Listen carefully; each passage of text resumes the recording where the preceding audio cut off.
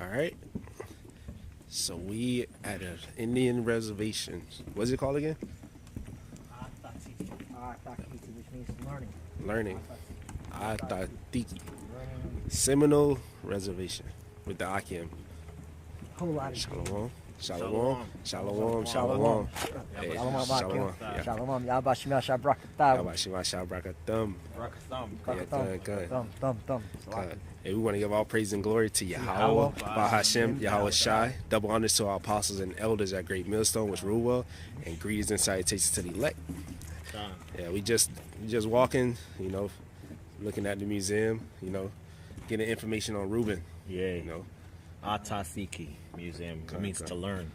okay. You know. Yapa. Yeah. Also got this book right here. That's right. America's 100-Year War, U.S. expansion to the Gulf Coast, and the fate of Seminole. This is writings or testimonies from Reuben. Okay, not that public school bullshit. All right. So I'm gonna read this and see what kind of crazy. I already read something that faggot Andrew Jackson did. All right. So anyway, I'm not trying to make this more PC. Yeah, man, we gonna get it in. That's right. Hey, Reuben, man, they fought against the American Edomites, the Spanish Edomites, in the 3 Seminole Wars. I believe it lasted about 40 years, if not longer than that. Yo, this is the year. Oh yeah. 1763 to 1858, man. That's why it says America's 100-Year War. Con. Shit's crazy, man. Yeah, con, man. Reuben was fighting, man. That's why the scriptures talk about how strong they were.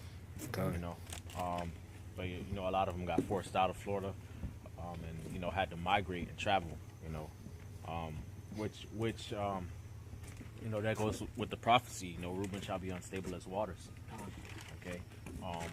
Also, the word Simeon means not Simeon. The word Seminole.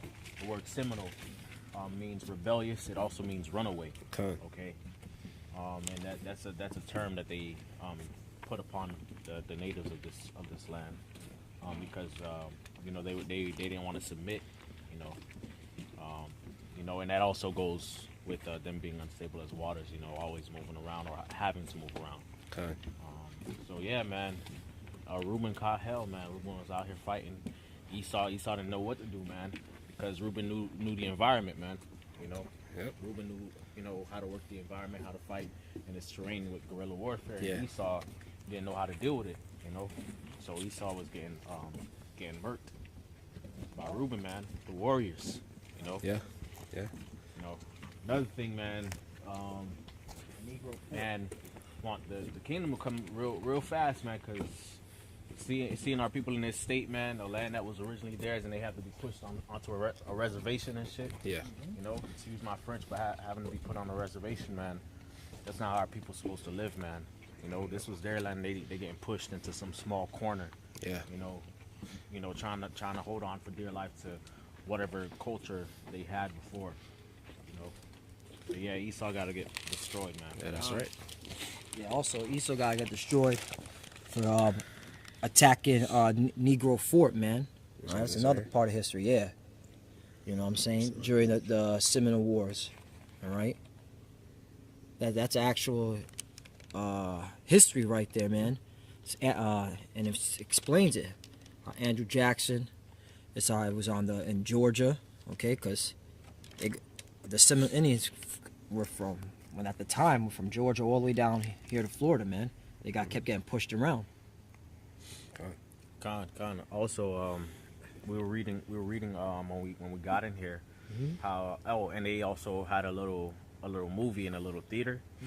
The Seminoles, they were actually descendants or migrated from the Creek region. Okay, they were descendants of the Creek, or what Esau called the Creek Indians. Okay, and they came down here and mingled among the other natives that were here in Florida already, and eventually they became known as the Seminoles. But that goes to show you that there were other Reubenites that were amongst Gad and the rest of part of North America. Right. Okay. Yeah, because they traded amongst each other.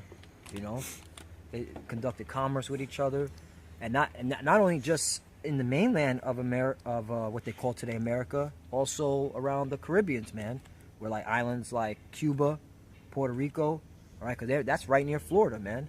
So they all knew each other, man. And Esau, the devil he is, so-called white man, he divided and conquered, all right. And now look at our people today, man. Oh, yeah. Yeah, any more? Um, Just look up when it talks about Andrew Jackson. Andrew Jackson, yeah. I got it right here for Andrew. This is I'll read this. The attack of the Negro Fort. You got more time?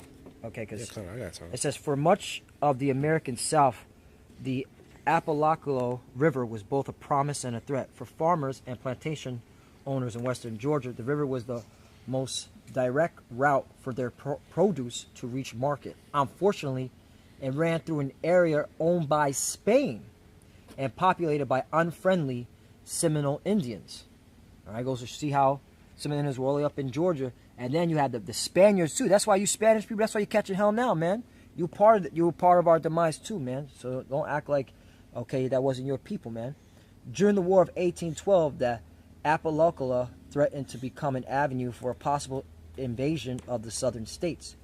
The British military came to Florida, Panhandle, seeking alliance with Indians and runaway slaves. What the fuck? Fuck it. To help control and protect the river, they built a large fort of Prospect Bluff about 25 miles north of the river's mouth. At war's end, the British stocked it with arms and ammunition and turned it over to the Indians and fugitive slaves, who saw it as a refuge against slave captors. It's always good to see them get out of the fuck.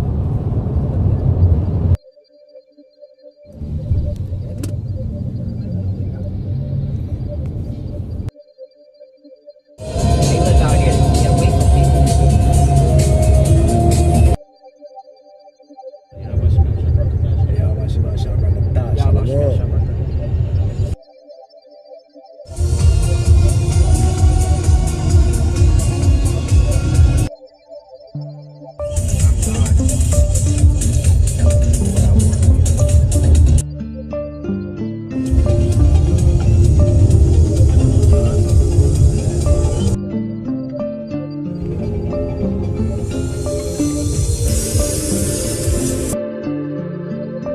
Any overnight women on here,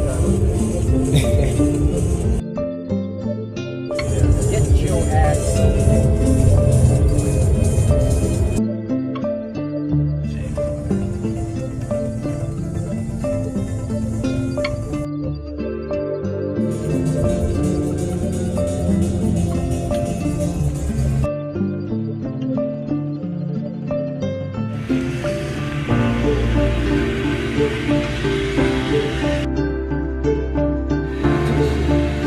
We out. We out.